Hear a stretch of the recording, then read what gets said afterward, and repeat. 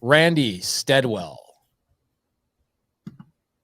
Hey, how's it going? Really, really good. You've got your earbuds in, but your earbuds are not picking up your audio. It's your computer, I think, is picking up your audio. Oh, I am so sorry about that. Which is all good. It's no big deal. Do you have a question for me tonight, or did you just click on the link? So I do have a question, Love and it. they answered it a little bit in the chat, but I wanted to know your opinion on it. The difference with seller finance and land contract, and when to use one versus the other. Great question. Okay, so here's the difference between seller finance and a land contract. The reality is a land contract is seller finance under the umbrella of seller finance. Okay, so a lot of people will confuse those things. They'll go, oh, it's different. Technically, they are different. Okay, but everything in creative finance actually is seller finance. Everything is. Novation agreements are seller finance. Lease options are seller finance. All of these things fall under the umbrella of seller finance. More specifically, it's called an executory contract. It's not called a land contract at a high level. Okay. So your individual state calls them land contracts, but my state doesn't call them land contracts. We call them agreement for sale. In Pennsylvania, they call them bond for deed. Okay. So that phrase is called an executory contract. Okay. So do you have a car loan, Randy? Yes. Okay. So you have a car loan. You owe money on your car, right? Yes. Okay. Do you know that you bought that technically on a land contract? Yeah. Okay. Because they're holding the title, even though the title has your name on it, they're holding the title for security. They don't release that to you until you sell it, refinance it, or until you pay them all the way off, right? Okay. That's a land contract. So essentially the benefit of a land contract is that the person who's issuing or selling the property to you gets to have a higher level of security. Hold on a second. Okay. So seller finance benefits.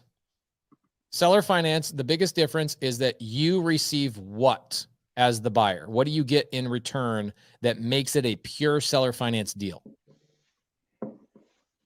You get a deed in your name. Yes. Very unlike the car situation where you have a car loan, you drive the car. Is the car lender the owner or are you the owner?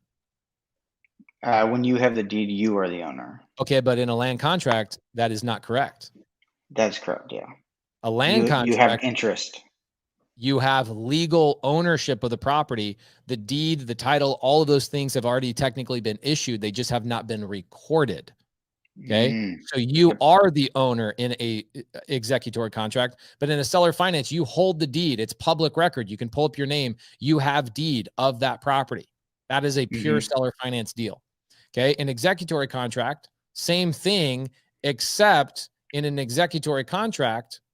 Okay. Remember, an executory contract is all of these things, right? Deed, bond for deed. That one's pretty rare, but bond for deed, installment sale.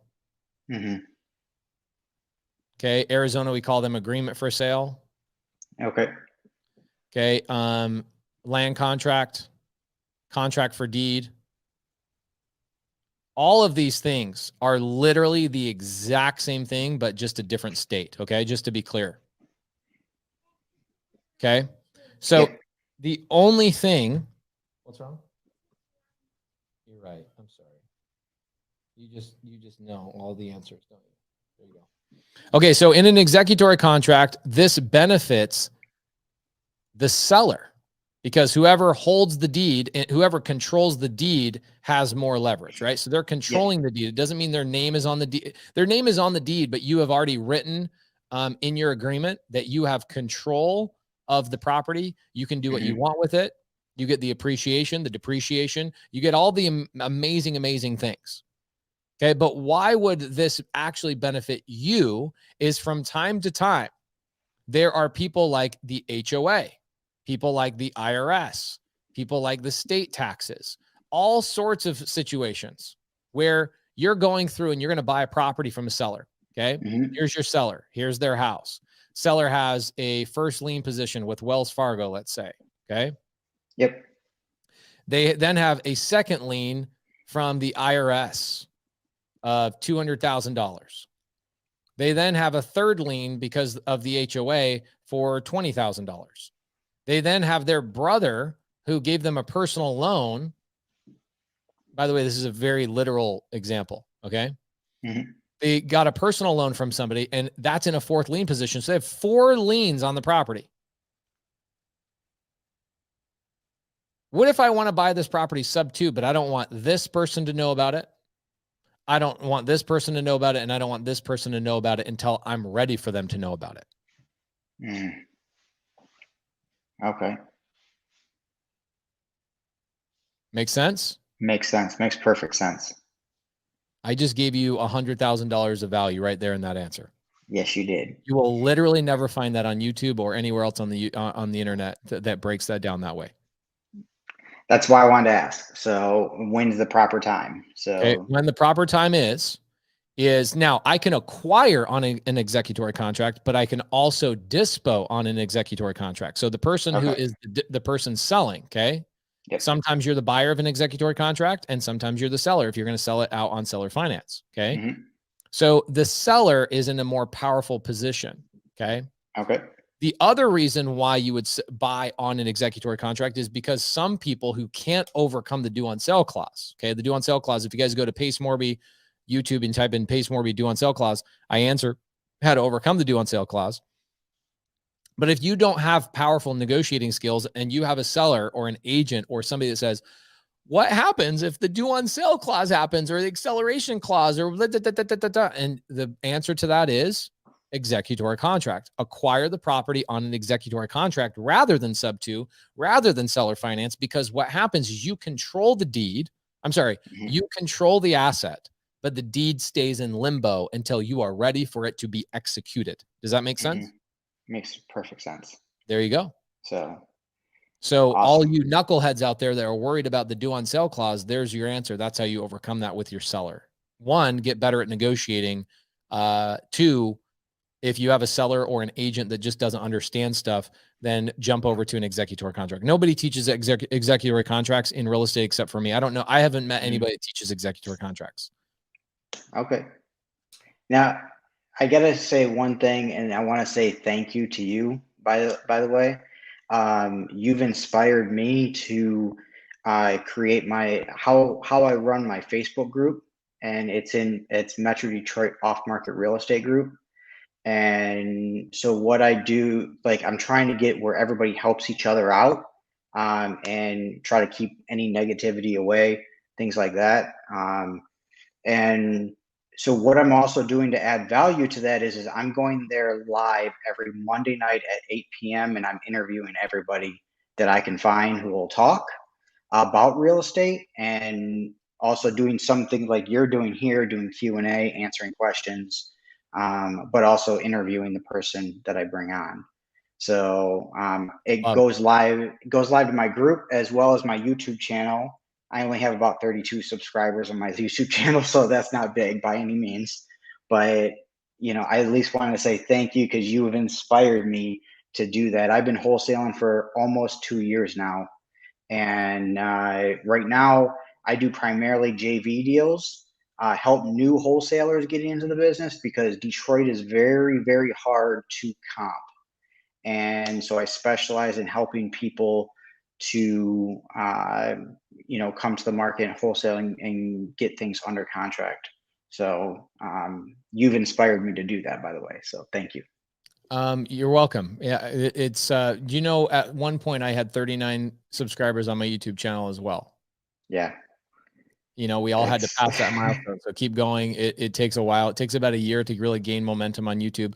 I had somebody so rude to me today on my Instagram. It's so great. I love the rude people. This guy DMs me and he asked me a question. He's like, hey, where does the money come from to get a sub 2 deal done if it requires a down payment? I go, oh, it comes from private money lenders. And he replies back like an asshole. And he says, oh, okay. So isn't this the guy that used to drive people around in his car and help them for free? Where's that guy? I'm like, what? And he's like, that's such an ambiguous, non-specific answer. I'm like, what do you expect me to do, dude? Every Sunday night, I have gone live for like 3 years for an hour and a half to sometimes 3 hours to help people for free. And you got to come and attack me. And guys, you wouldn't believe the DMs you get. You get a lot of just idiot DMs. And the guy's like, where's that guy? So I reply back. And this is the reason I'm bringing it up. Okay. I said, here's the problem. I've spent I think we're at a point right now where we've probably spent $1.6 million on our YouTube channel. Legitimately spent that much money. Wow.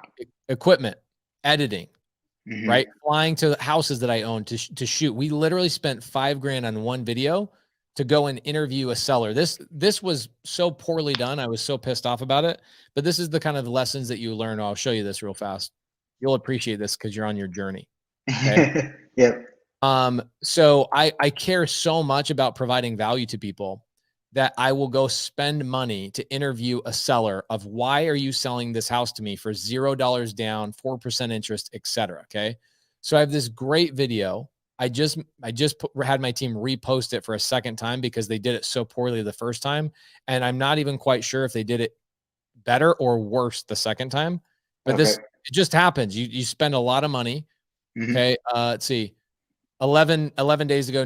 Here's the thing is nobody cares about anything if it doesn't benefit them.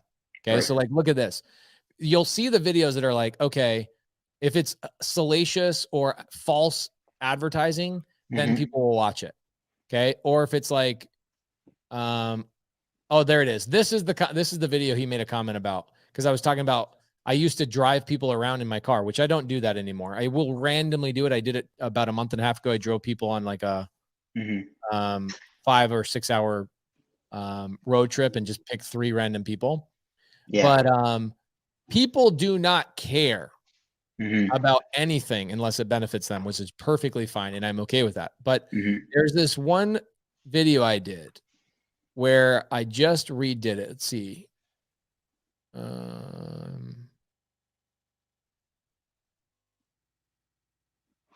Not sub 2 car. Man, we spend so much money on this channel. It's crazy. Okay, so like this one, right? I paid an agent on a sub 2 deal, and then I basically had to pay her for a testimonial just to get this video because so many people ask me a question of like, how do agents get paid on a creative finance deal? So I'm like, okay, well, I better make a video about that. And I harassed this agent for a month. People do not understand how much freaking time and energy it takes to harass people to make one stupid video, right? Yep. Let's see here. Okay, here it is. No, that's 400. This video was so poorly shot, but I spent $5,000 to make it, maybe more than that. Oh, here we go. Why would a seller sell on seller finance? Okay. So here's this YouTube video. My team doesn't put, the guy speaking. Oops, my bad.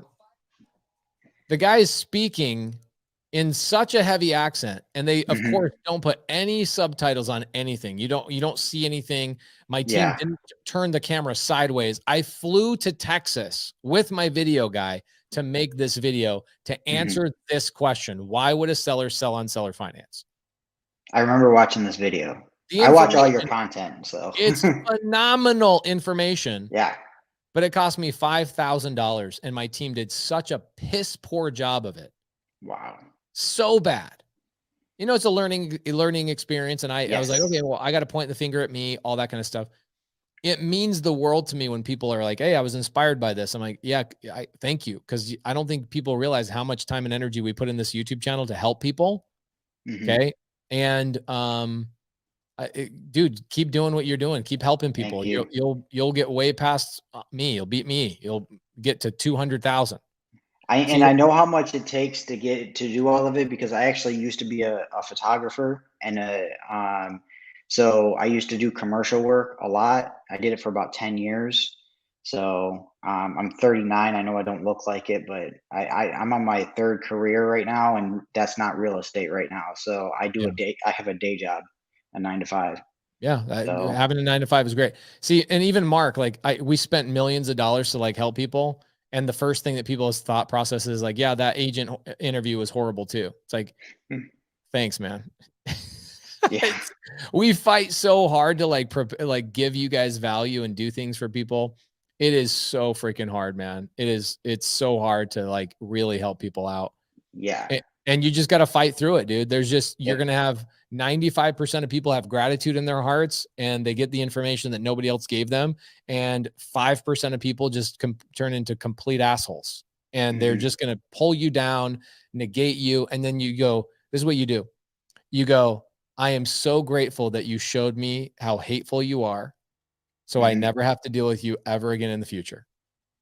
Most definitely. It's the best. I'm Yep. so grateful to people that are hateful. Yep. So, and Jack is right. You can't please everyone. No. But So- thank you for that. Great question. Maybe I'll do an executory contract training on Sunday service at some point, so I can give you guys a little bit more in-depth knowledge. The challenge with creative finance is you guys can't get this stuff in like an hour and a half. My sub 2 students know that like it literally takes, just on sub 2, I probably have a good 60 to 70 Zooms just about sub 2. That's not seller finance, lease options, hybrids. That's not wraps. That's not novation agreements, dating contracts, Morby methods, none of that stuff. It requires so much more than just a podcast on YouTube. You know what I'm saying? Yep.